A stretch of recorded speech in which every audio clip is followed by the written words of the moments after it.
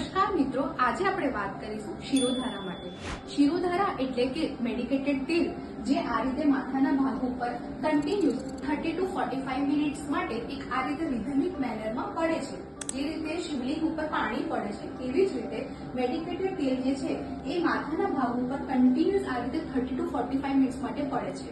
આયુર્વેદનું નામ આવે અને શિરોધારા માટે ના સાંભળ્યું હોય એવું તો બને જ। હવે એમ જાણીએ કે શિરોધારા કયા કયા રોગમાં કરી શકાય છે। શિરોધારા કે જ્યાં કોઈ પેશન્ટને ખૂબ જ સ્ટ્રેસ હોય, ઊંઘ ના આવતી હોય, વાળોની કોઈ તકલીફ હોય, કોન્સન્ટ્રેશન પાવરમાં કોઈ તકલીફ હોય તો એ ડિસીઝમાં કરી શકીએ છીએ। અગર ફિમેલ રિલેટેડ સ્પેશિયલી વાત કરીએ તો ઇનફર્ટિલિટીમાં શિરોધારાનો ખૂબ જ મહત્વનો રોલ છે। ઇનફર્ટિલિટી હોય અને સ્ટ્રેસ ના હોય એવું બને ખરું?